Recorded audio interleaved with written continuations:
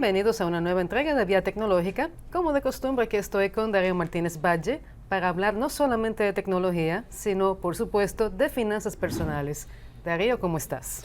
Bueno, muy contento. Este es un programa que va a venir con mucho contenido. Tenemos una muy buena entrevista en breve y también tenemos contenido con Vía Tecnológica y con Sal de la Olla. O sea que vamos arriba, este programa es suyo. Definitivamente que sí. Vamos a empezar, como siempre, con actualidad tecnológica, nuestro acostumbrado bloque de noticias. Y lo primero que quiero comentar aquí es Apple. Apple tuvo un evento el 30 de octubre y fue un evento... ¿Presentaron el iPhone 16? No. Bueno. Fue un Bueno. evento sumamente atípico porque no es común que Apple haga eventos en estas fechas, pero todo, desde la convocatoria hasta la hora de la transmisión, todo fue atípico. El evento se llamaba Scary Fast. Scary Fast, me imagino yo que fue intencional, como era la víspera de Halloween, y en Estados Unidos esta es una celebración que mucha gente definitivamente está en ella. Creo que por ahí fue que lo hicieron también de noche, tratando de hacer la conexión con Halloween. Lo hicieron de noche, Scary Fast, una musiquita medio misteriosa. Pero al final, ¿qué fue lo que se presentó? Zombies. No, nada que ver con zombies, no. No. Bueno, ya en realidad lo que se presentaron fueron los nuevos equipos de computadoras y portátiles de Apple, basados en la tercera encarnación del procesador M, el M3. Exacto. Yo no soy precisamente muy conocedor de estas tecnologías, pero sí me pareció muy interesante el hecho de que ya va por tres versiones de este procesador. Lo que, ¿sabe? Siempre que estas presentaciones de Apple se ejecutan, yo veo que ellos lo que hacen son muchas evoluciones, muchos incrementos. O sea, mejoraron un poquito acá y le ponen como una gran cosa, mejoraron un 15% la velocidad del procesador. O sea, están presentando laptops y computadoras con un procesador un poquito más rápido que el anterior. Ya, eso es todo. Básicamente podríamos lo estoy minimizando, perdóname. No. Yo te digo algo, yo puedo resumirte el evento Scary Fast en 2 puntos. La presentación de los procesadores M3 casualmente y la presentación de los equipos que estarían trabajando con esos procesadores. Ese es el resumen. Ahora vamos a dar un poco más de detalles. La familia M3 está compuesta por 3 microprocesadores, que son el M3, el M3 Pro y el M3 Max. M3 Max, perdón. Y como bien dices, ellos se enfocaron mucho en hacer la comparación con las versiones anteriores de este procesador y sobre todo cuando la comparan con la primera generación es muy favorable porque hubo casos donde ellos dijeron que el desempeño era hasta 60% mayor comparado a M1. Algo que no nos debemos de olvidar es que cuando salió M1, ellos siempre dijeron que estos procesadores estaban hechos para que el ecosistema Apple estuviera completo. Y era una forma también de sustituir el uso de Intel en los equipos. Y esa fue una comparación que se hizo aquí también. Ya ellos no utilizan Intel realmente. Y dijeron que si tú comparas el desempeño de esto con el procesador de Intel que sea más rápido, una de las Macs que tienen que sea más rápida, este le supera.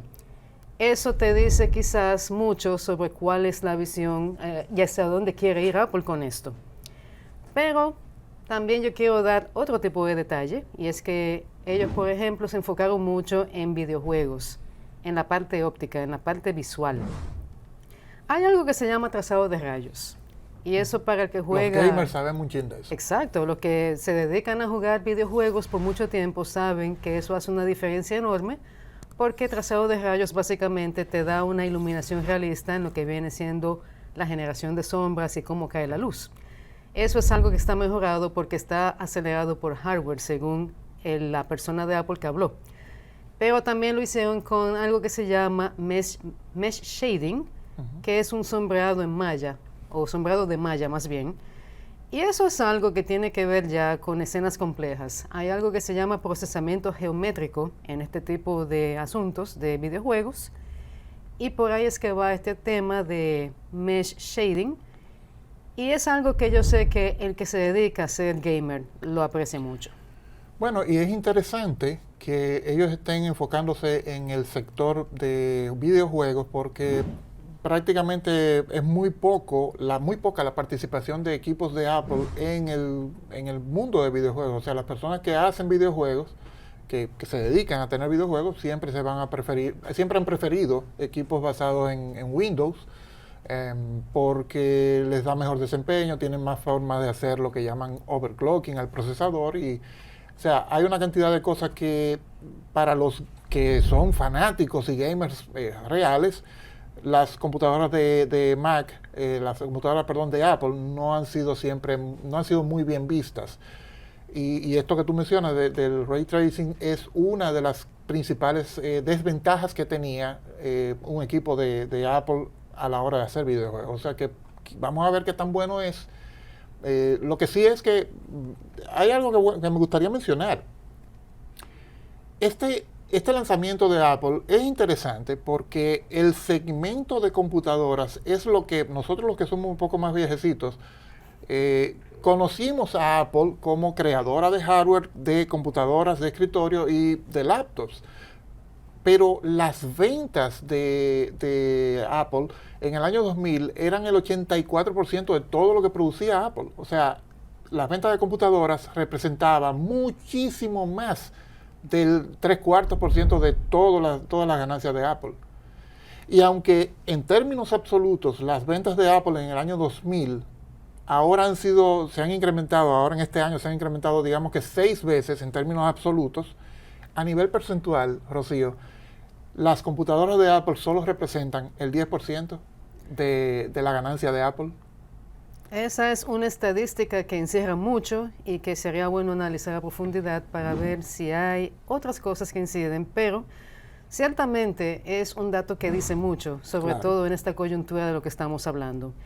Para terminar con este tema, quiero también hablar de Dynamic Caching. Para mí eso es quizás lo más interesante que tienen esos procesadores M3, porque permite que la memoria que se le dedica a procesamiento de gráficos sea dedicada de una manera específica para cada tarea y no que se le asigne la misma cantidad a cualquier tarea de estas en base a la que demande más, que es lo que normalmente ocurre con este tipo de tecnologías. Y que, si me perdonan decirlo, eso es algo que Windows hace mucho tiempo. No, claro, hay que decirlo así, porque lamentablemente Apple se ha dedicado a, vamos a decir, a perseguir lo que ya el otro hizo. Y lo quiere presentar como que, wow, descubrió nuevamente el agua o algo así. Lamentablemente esa es la forma que tienen desde hace un tiempo, a mucha gente no le agrada y ciertamente... No, pero mira, Apple es un monstruo. Cualquier cosa que Apple lance es todo un evento, es toda una noticia. Y hace mucho sentido que ellos estén lanzando este M3 y los procesadores y los equipos que van a estar trabajando con M3 son bastante interesantes. O sea que esperemos buenas cosas con Apple. Ahora, seguimos con otro... No, vamos a una pausa y luego continuamos con el resto de actualidad tecnológica. Muy bien.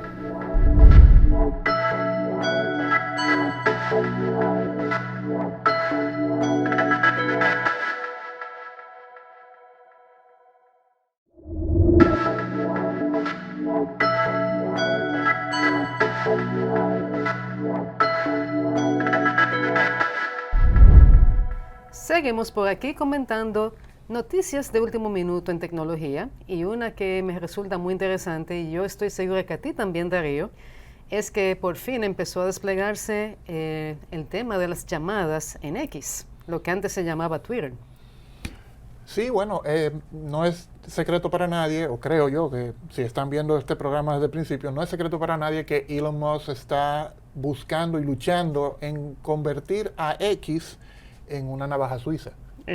Básicamente sí. En lo que un clon de WeChat, quizás con esteroides.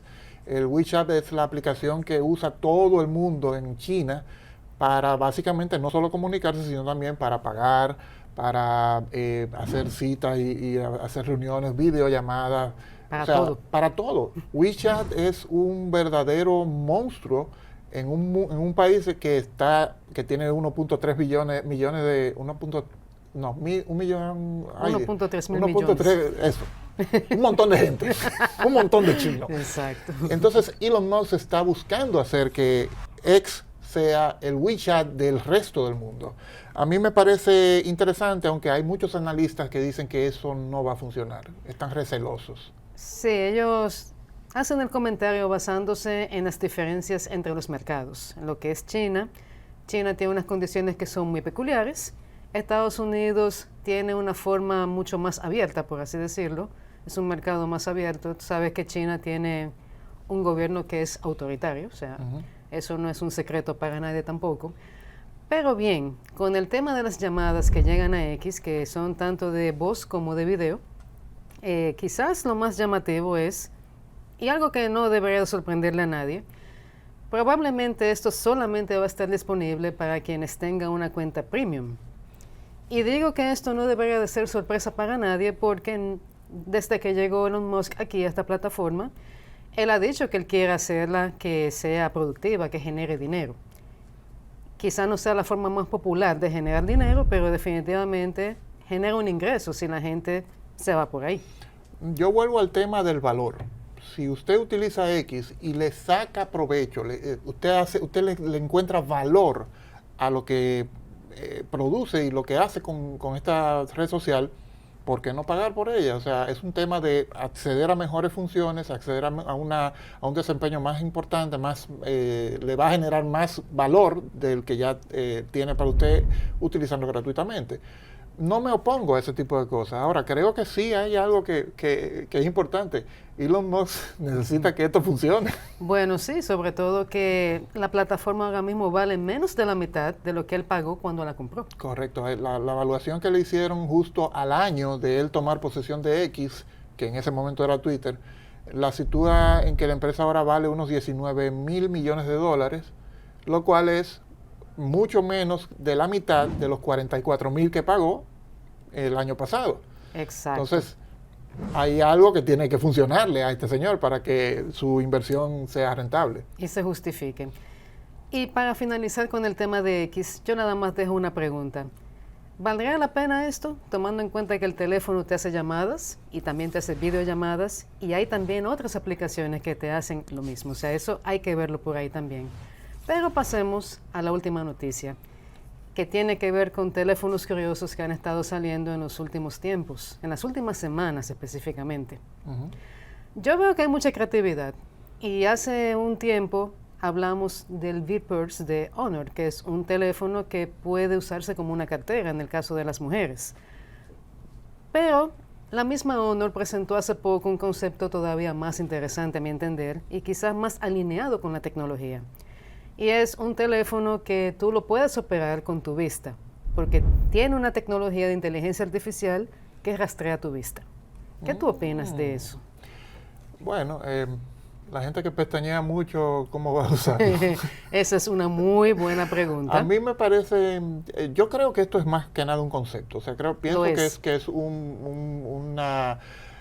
utilizar esa tecnología para hacer algo que podría ser un buen producto o podría utilizarse para otra cosa, porque me imagino que esa tecnología es muy interesante, por ejemplo, con los timbres de la casa. Imagínate esa tecnología que tú simplemente tienes que mirar al timbre y te abre la puerta, que hace reconocimiento de iris y cosas por el estilo. Yo no sé qué tan viable sea este teléfono, como también hay otro teléfono que presentó Motorola, que es una cosa, prácticamente un antebrazo lo que te tiene. Sí, porque aquí el concepto es un teléfono flexible, tan flexible que tú lo puedes utilizar en la muñeca, lo puedes enrollar ahí, como si fuera un teléfono muy grande. Una tableta alrededor de tu antebrazo, o sea. Exacto, pero para mí lo más llamativo es que esto no es nuevo. Tú sabes que yo tengo la página Vía Tecnológica desde hace mucho tiempo ya. Y yo recuerdo que en el 2016, más o menos, salió algo parecido. No fue un éxito en ese momento, se llamaba Moxie. Y era la misma cosa, era un teléfono que lo podías enrollar aquí. Pero también después salió otra cosa llamada Nubia Alpha, que creo que tampoco tuvo gran éxito. Pero mucho antes, 2015, Una tableta, como tú mencionaste. Una tableta que tú la podías utilizar en tu muñeca. Una cosa inmensa. Exacto. Tipo Doctor Gadget, más o menos. Claro, interesantísima para, por ejemplo, operadores de almacén, que pueden ver en la tableta, en la muñeca, pueden ver todo lo que está pasando en un inventario. Quizás ese tiene ese tipo de usos, pero para fines de un consumidor normal, no lo dudo. Ahora, todavía, como bien mencionaste a Gadget, no superan ni al Inspector Gadget ni a Dick Tracy. Eso no va a pasar. Definitivamente que no. Con esto terminamos con nuestro bloque de actualidad tecnológica y nos vamos a una breve pausa.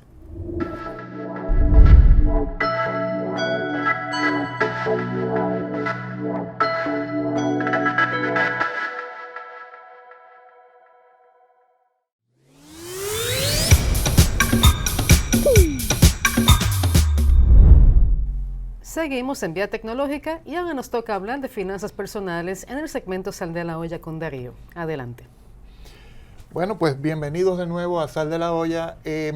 Si recordarán, a principios del mes de octubre, yo empecé a hablar del método YNAB. YNAB es la sigla de You Need a Budget, que es el método y la aplicación que prácticamente yo recomiendo más. No es el único, pero es el que más confianza y el que mejor efectividad yo he encontrado en todo lo que he estado utilizando. Recapitulo rápidamente. YNAB es un método de administración de finanzas personales que se basa en 4 principios, en 4 reglas. 4 reglas que son una de priorización, una de previsión, otra de flexibilidad y otra que tiene que ver con la constancia. La primera regla ya la vimos en ese programa que fue a principios de octubre, habla de la priorización y se basa en asignarle trabajo a cada peso que tengamos en nuestro bolsillo. Esto es un tema de darle intencionalidad al dinero. Es decir, por ejemplo, a la hora de que ustedes reciben un salario, una quincena, distribuyen todo el dinero que recibieron en sus diferentes categorías, en sus diferentes intenciones antes de gastarlo. Ese es el resumen. Yo quisiera que por favor fueran al programa de la semana de, creo que fue el 15 de octubre que se emitió ese programa, para tener un poco más de control de lo que está pasando, de lo que estaba hablando, perdón. Ahora vamos a hablar de la segunda regla. La segunda regla del método YNAB se basa en prevenir. En inglés se llama Embrace Your True Expenses. A mí me gusta traducirla como mensualiza tus gastos fuertes. Y aquí lo que quiero, el enfoque que se le da es, muchas personas cuando hacen un presupuesto, las pocas personas que hacen un presupuesto después de todo, pero cuando se hace un presupuesto, la gente hace un presupuesto mensual. Yo recibo tanto al mes, yo gasto tanto al mes, tengo estos gastos de alquiler, de supermercado, de vehículo, etcétera, y se preparan para asumir su mes. Eso funciona bastante bien para mucha gente, pero ¿qué pasa cuando llega un imprevisto? ¿O qué pasa cuando llega uno de esos gastos que son fuertes, que son importantes? Por ejemplo, el seguro del vehículo. El seguro del vehículo es un gasto que normalmente se hace una vez al año, pero es un monto que puede ser importante. Entonces, YNAB, el método YNAB lo que busca es que nosotros consideremos, hagamos nuestro presupuesto mensual, pero además hagamos la previsión de que esos gastos, inesperados o no, van a tener que ser cubiertos. ¿Cómo funciona esto? A la hora de aplicar la primera regla de YNAB, de priorizar, uno debe siempre tener la priorización, la previsión, perdón, de destinar un poco de dinero a ese gasto que va a venir en algún momento. Hay gastos que tienen fecha. O sea, lo que mencionaba del seguro del vehículo. El seguro del vehículo normalmente pasa una vez al año, siempre en el mismo mes. Pero hay otros gastos que son muy importantes que quizás no tienen fecha. Se te dañó el vehículo. O se rompió, yo lo menciono mucho porque me pasó, se rompió una tubería en tu casa. Sí. Eso no tiene fecha. Se te explotó una goma del vehículo. Tú no sabes cuándo eso va a suceder, pero sabes que van a suceder imprevistos. Entonces, YNAB lo que dice es, ok, tú cobraste, felicidades. Reparte el dinero en tus prioridades inmediatas, la regla 1, pero separa un poco de ese dinero con un ejercicio claro de control, separa un poco de dinero para cuando pase una cosa de estas que tú no estás previendo o que cuando llega te puede descuadrar. El espíritu de esta regla es la previsión y por eso es mejor, en vez de tú dar 12,000 pesos de un seguro de un vehículo en septiembre, es mejor que tú te vayas preparando desde octubre del año anterior y vayas separando 1,000 pesos. Y cuando llega septiembre, ya tienes ese dinero ahí para ese compromiso y no tienes que descuadrarte. Porque ¿qué pasa, Rocío, cuando viene un imprevisto? ¿Qué hace la gente? Entra en pánico muchas veces y luego trata de resolver con una tarjeta si tiene una a la mano, una tarjeta de crédito. Correctamente. La mayoría de las personas, cuando reciben un imprevisto, se endeudan. Yo no estaba esperando esto, es una respuesta muy común. Yo no me preparé para este gasto, esto se sale de mi presupuesto, es una frase que escucho mucho, y es real, se sale de su presupuesto porque usted no presupuestó para eso. Totalmente. Entonces, el objetivo de esta regla es que a medida que tú vas saliendo de las deudas que tienes con la priorización, también vayas preparándote, mensualizando, separar un poco de dinero para esos gastos imprevistos o previsibles que tienen un componente financiero muy alto y te pueden descuadrar. Creo que es bueno que hagamos una pausa ahora y vengo un poco más con ejemplos prácticos de cómo aplicar las reglas 2.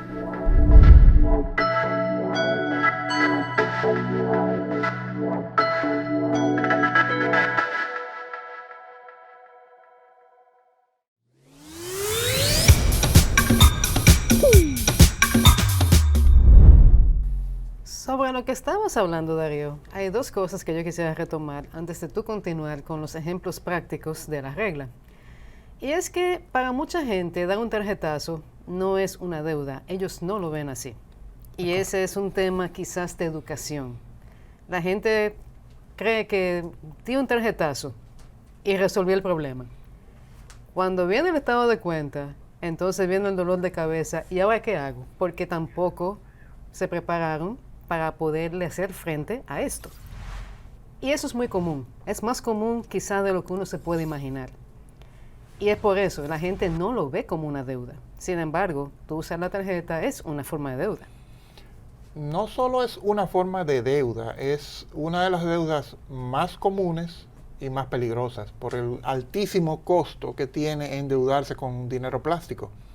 Ciertamente hay un tema de educación. Yo siempre he dicho que Sal de la Olla es un proyecto de educación financiera y una de las cosas que hay que martillar en la mente de las personas es que las tarjetas de crédito hay que pagarlas.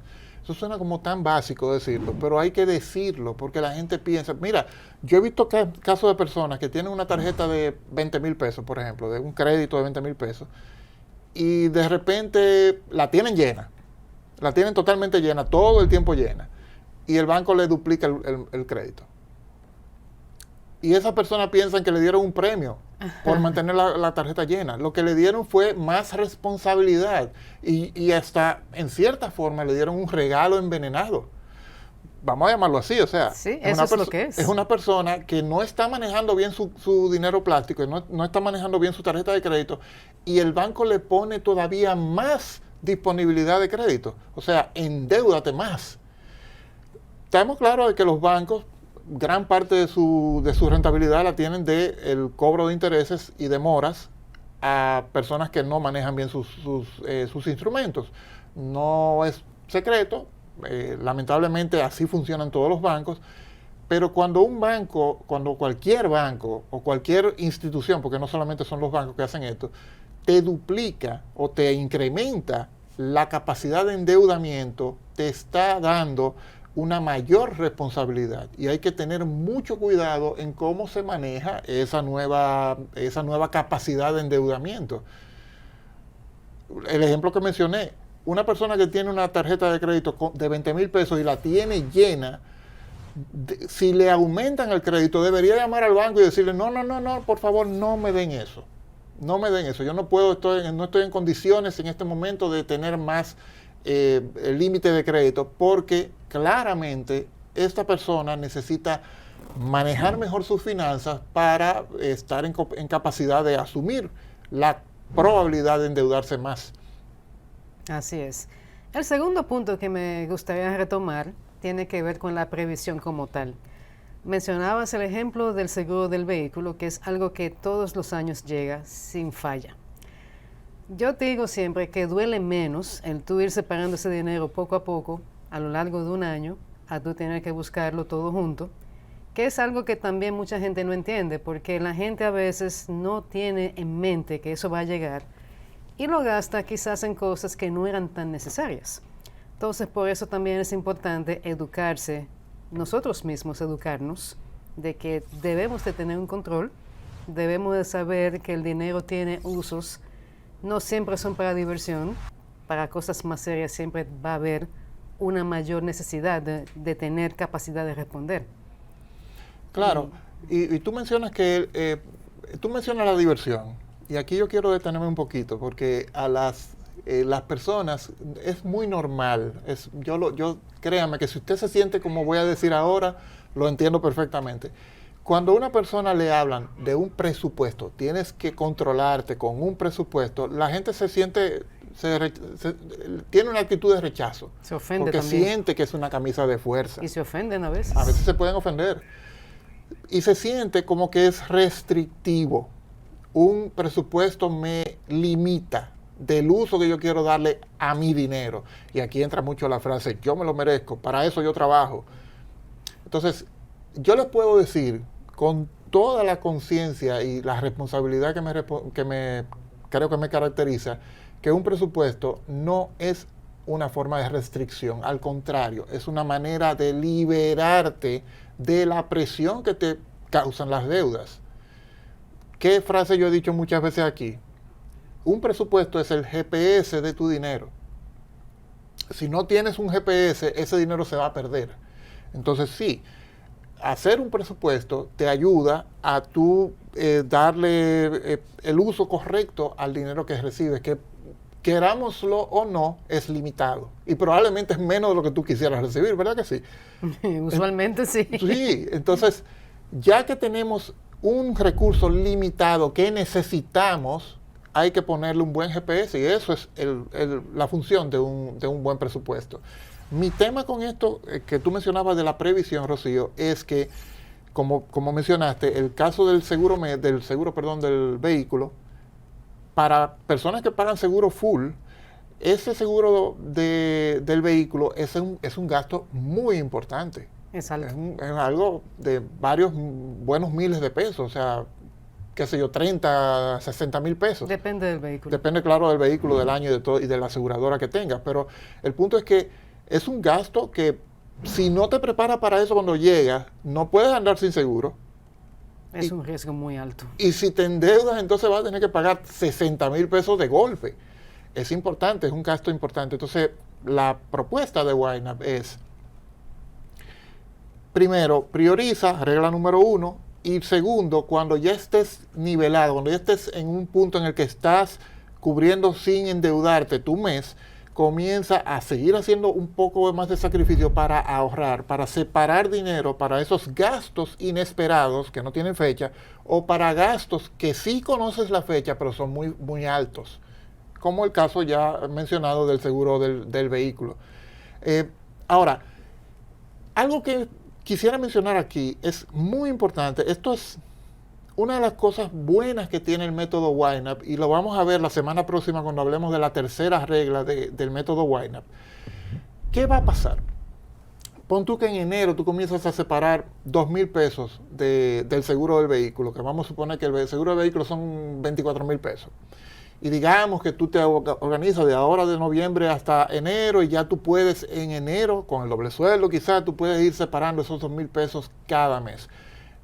Estoy hablando con cifras absolutas, quizás la situación suya obviamente va a ser distinta y usted tiene que adaptarse, pero la idea es que tú vas separando esos 2,000 pesos. Llega febrero, separaste 2,000 pesos más. Estás viviendo bajo tu presupuesto con la capacidad que te da el presupuesto de no endeudarte o de evitar el endeudamiento y a la vez estás teniendo la previsión con la segunda regla de YNAB de ir separando dinero para ese gasto fuerte que va a llegar quizá en septiembre o quizá en octubre, que son 24,000 pesos. ¿Qué pasa? Esto se ve complicado quizá un poquito, pero créanme, síganme con el ejemplo. Llega marzo y ya tú tienes 6,000 pesos ahorrados para el pago del seguro del vehículo en el mes de octubre. Llega abril, ya van a 8,000 pesos. Okay. Tienes 8,000 pesos que están en tu cuenta, que tú no los has gastado porque estás haciendo tu compromiso de vivir con tu salario menos esos 2,000 pesos que son para el seguro médico. Y ese dinero que tú estás ahorrando ahí, que está en tu cuenta, es a la vez una forma de fondo de emergencia. Yo no quisiera llamarlo fondo de emergencia porque no lo es. No es un fondo de emergencia. Pero vamos a decir que en mayo sufres un tema de salud y se te va muchísimo dinero, el seguro de salud no te funcionó del todo y tuviste que hacer un gasto de 8,000 pesos en alguna clínica o algún tratamiento, medicamento, lo que sea. Tú no estabas preparado para eso, o sea, tú no estabas previendo que te iba a pasar esa situación. Tú sí estabas previendo que tienes que pagar el seguro del vehículo en octubre, que son 24,000 pesos, y ya tú tenías 8,000 o 10,000 pesos ahorrados en mayo. Entonces, ¿qué vas a hacer?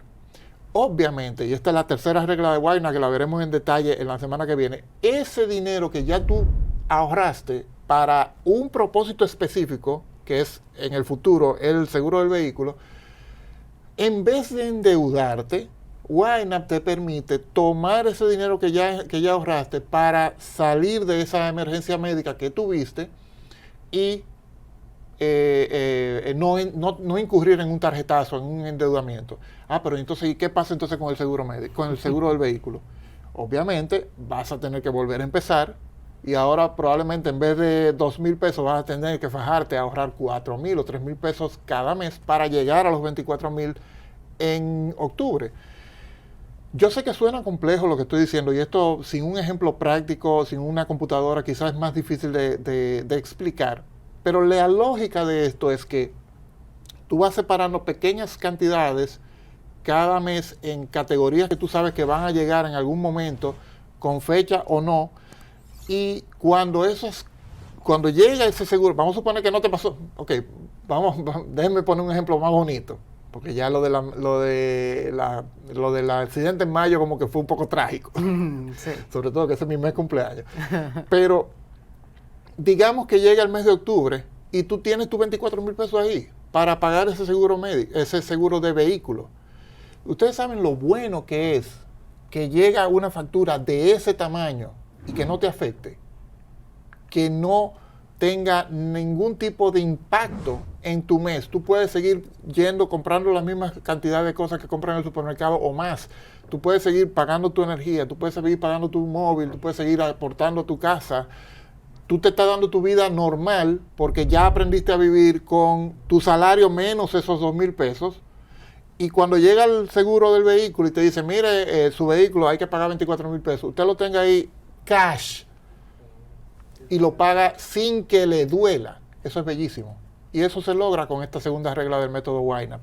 Ahora, volviendo al tema del ejemplo en el que tuviste que utilizar el dinero que habías ahorrado para enfrentar otra emergencia que te llegó que tú no estabas previendo, bien, ahí tú tomas ese dinero, sales de ese problema, tienes que aportar más para llegar a tu meta del seguro del vehículo en octubre, pero no te endeudaste. Y esa es la mejor sensación que te puede dar un presupuesto inteligente como el sistema de You Need a Budget YNAB. Sin duda alguna, Darío, son muy buenos consejos y lo bueno de todo esto es que la semana próxima y en las de más arriba vamos a seguir tratando este tema. Con esto llegamos a la parte final de Sal de la Olla, pero quédense aquí porque viene la entrevista con Rosani Arias, que nos va a hablar sobre ENIA, la estrategia de la inteligencia artificial aquí en República Dominicana.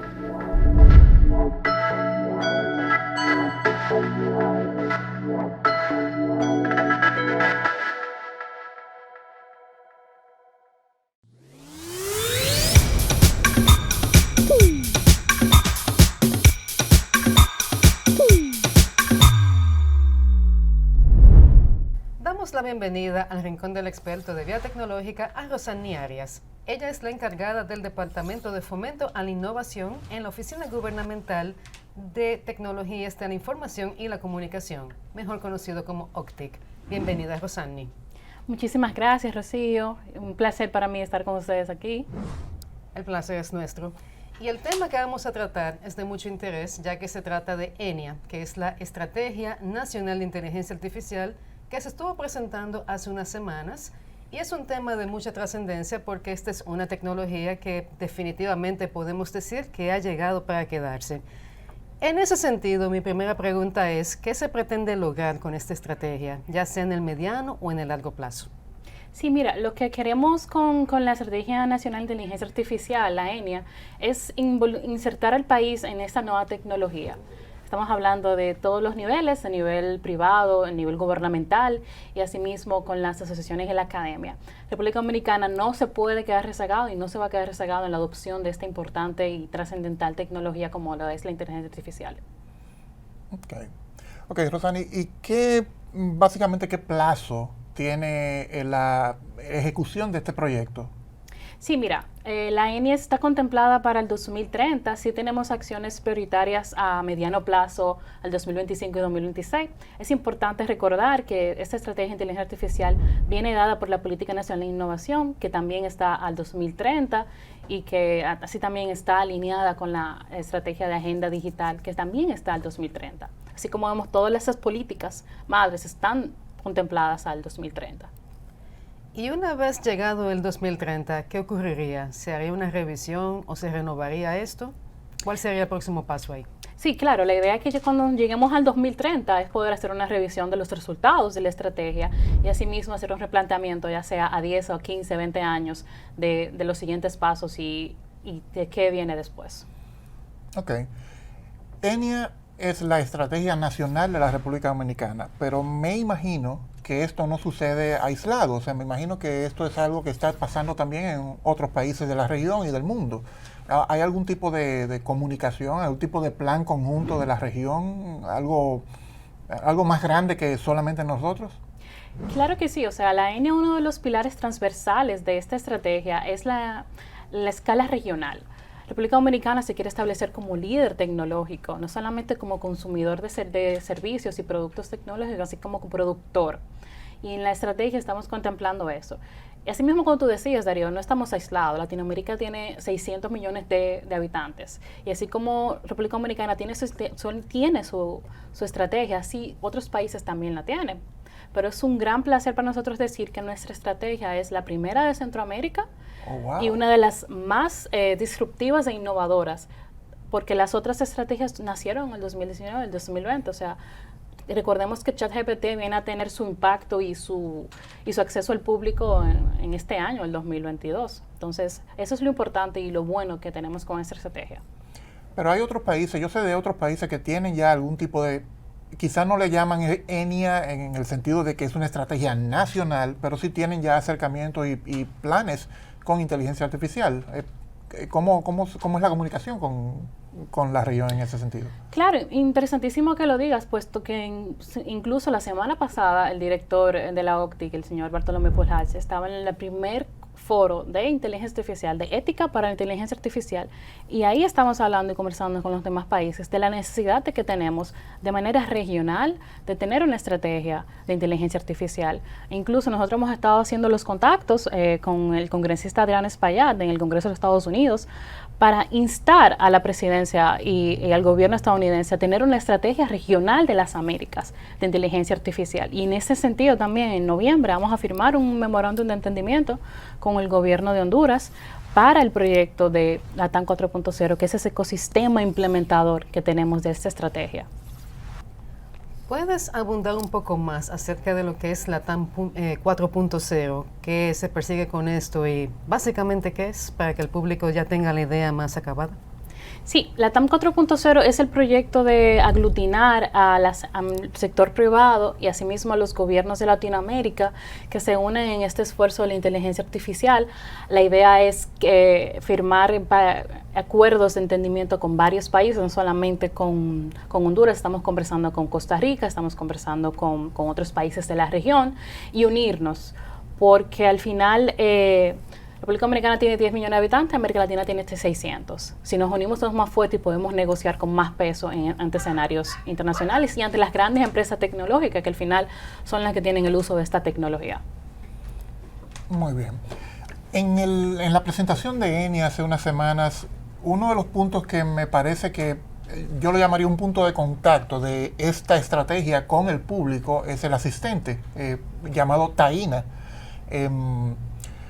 Ahora mismo no me queda claro cómo funciona Taína, ni qué instituciones del gobierno están ya instaladas, o se puede decir instaladas, están integradas con el asistente, y si hay un proyecto de que básicamente el gobierno completo esté integrado en esa tecnología para el uso del ciudadano. Sí, mira, Darío, es importante recalcar que Taína no es un chatbot, es más bien un asistente virtual, así como los asistentes que tenemos de Alexa y de Siri en nuestros teléfonos. Entonces, Taína lo que pretende es dar servicios acerca a los ciudadanos, conectarlos y simplificarle y ayudarles a llevar acciones como agendar una cita en pasaportes o obtener algún documento oficial.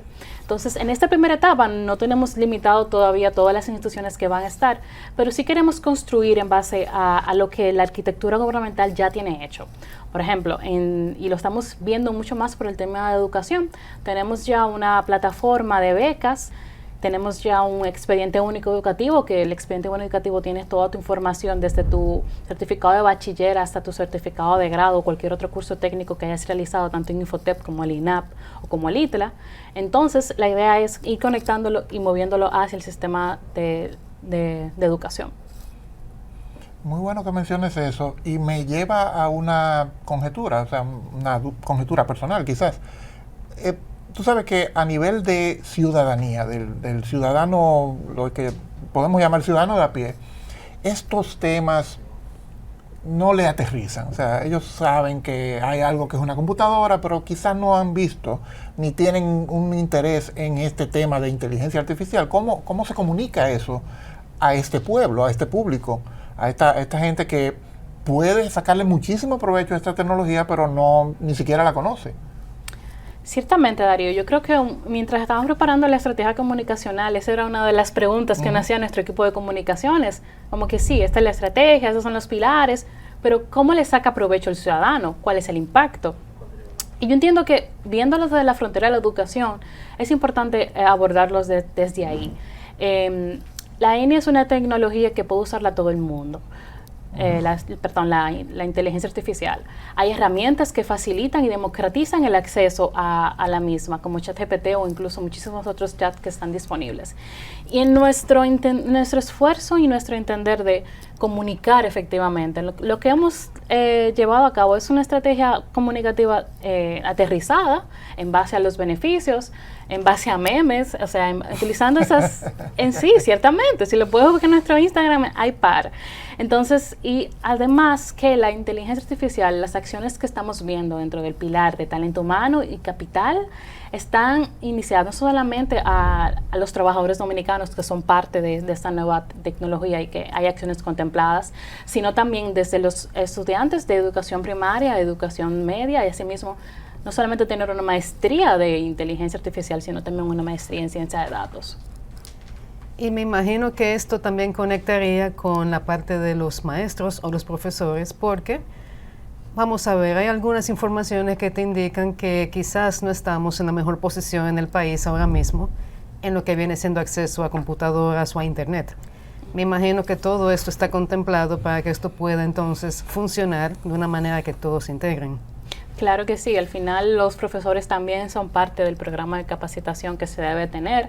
Ellos son los que van a enseñar a nuestros niños y niñas y jóvenes a utilizar la estrategia, a utilizar la tecnología, perdón. Entonces, claro que sí, ellos también están contemplados como uno de los principales actores que deben ser formados.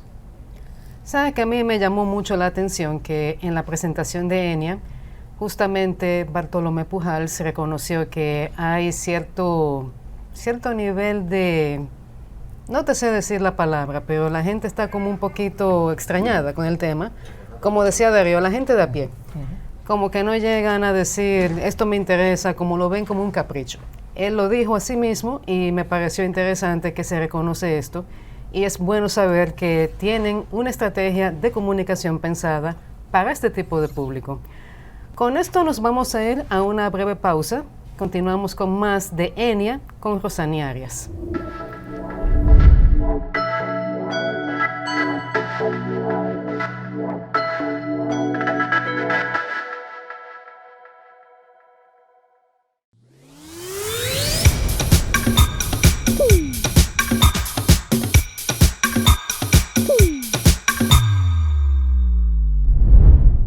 Estamos de regreso con Rosany Arias y, por supuesto, con Darío, hablando sobre ENIA.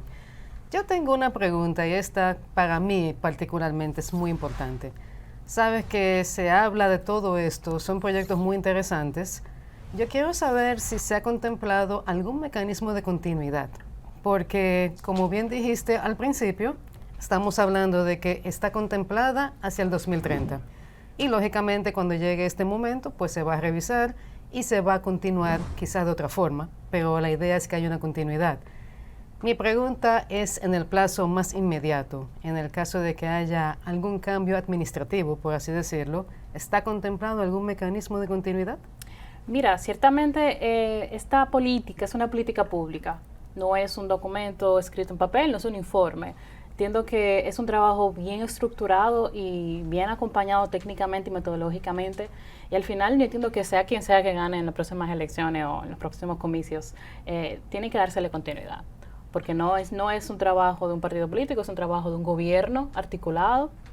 Y al final tiene sus herramientas y estrategias, tiene su financiamiento ya en ejecución y que estamos tratando de finalizar. Y no es un capricho, es una política pública que tiene que seguir dándole seguimiento.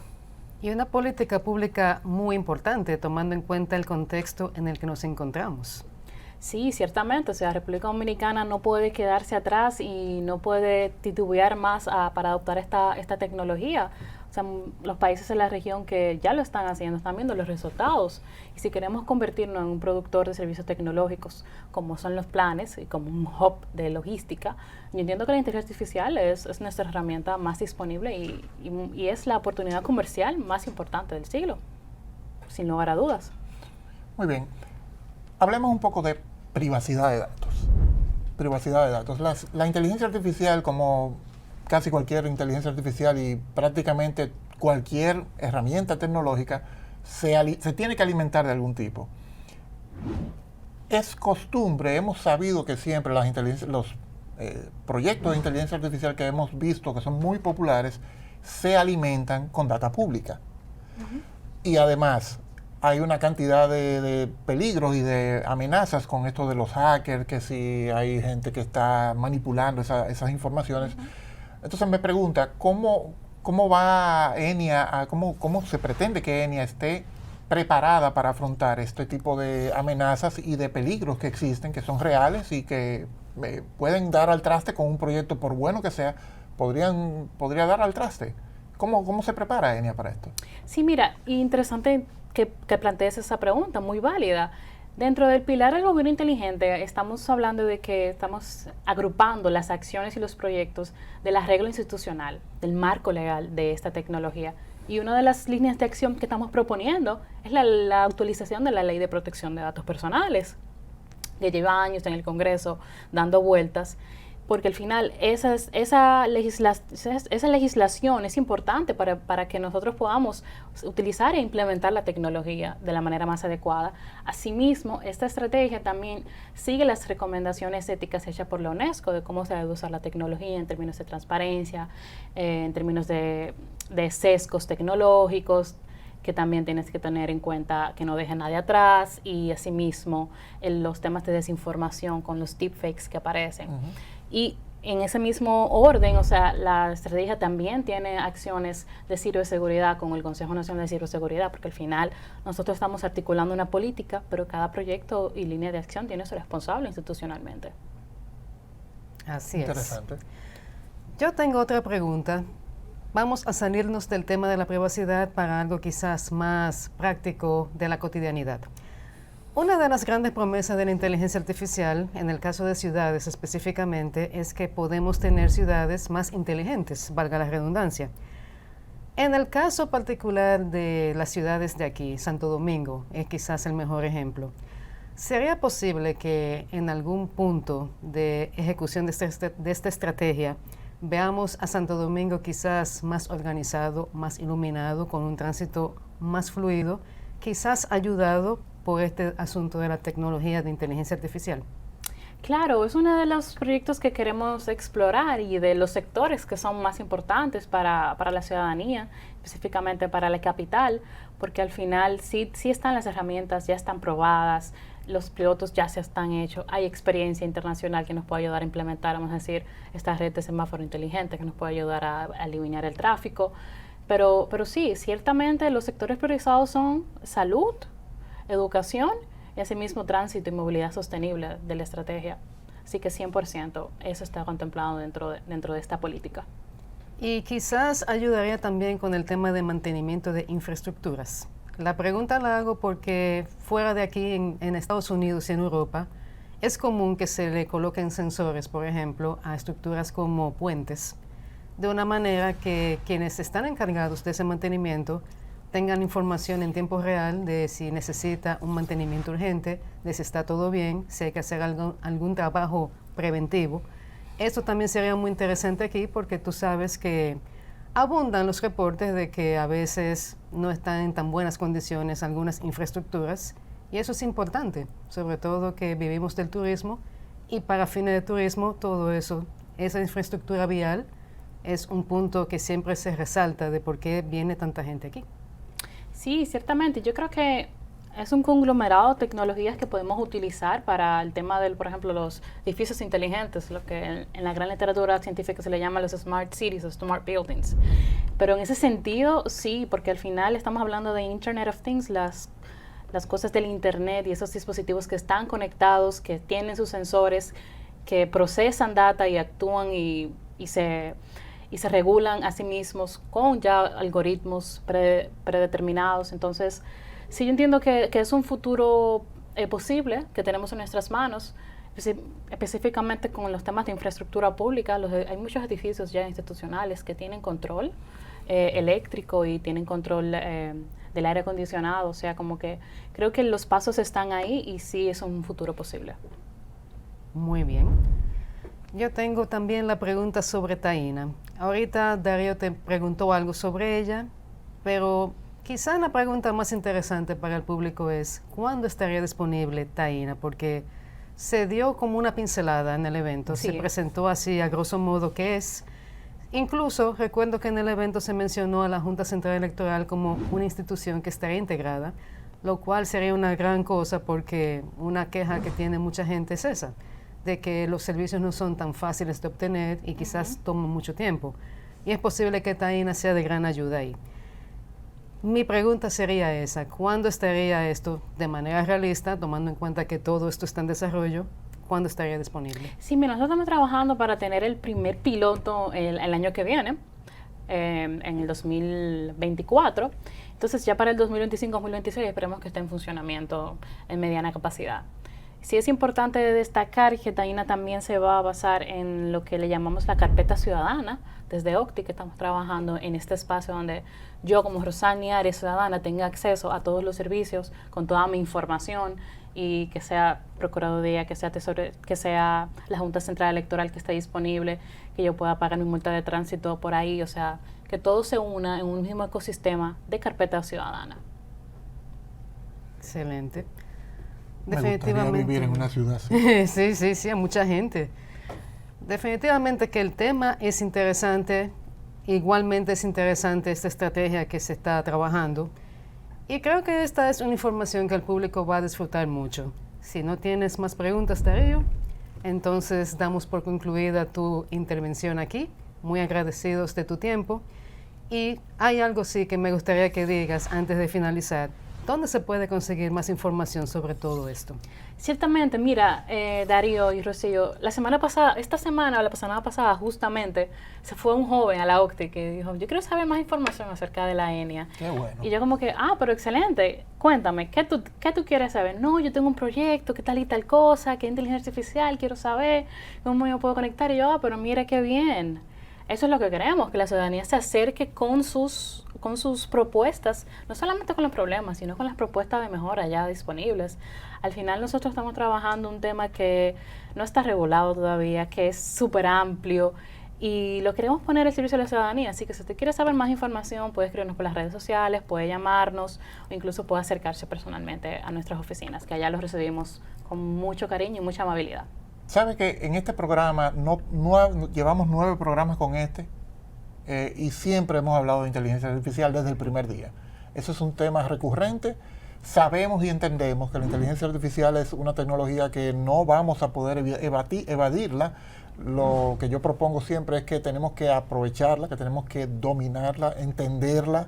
No se le puede tener miedo. Estos son proyectos que toman tiempo en echar raíces, pero van a echar raíces. Aquí la mayoría de ustedes que nos ven van a utilizar inteligencia artificial, lo quieran o no. Entonces es bueno que estemos preparados para que estos proyectos como ENIA sean parte de la cotidianidad del dominicano, parte de los servicios a los que podemos acceder con un móvil, tranquilamente. O sea que muchas gracias, Rosani, realmente ha sido una muy buena entrevistada. Y nos alegra mucho el que este proyecto esté ya tomando forma. Muchas gracias, Darío. Muchas gracias, Rocío. Para mí ha sido un placer. Amigos, hemos llegado a la parte final de una entrega más de Vía Tecnológica. Continúen aquí en BTV y sigan las redes sociales para conocer más.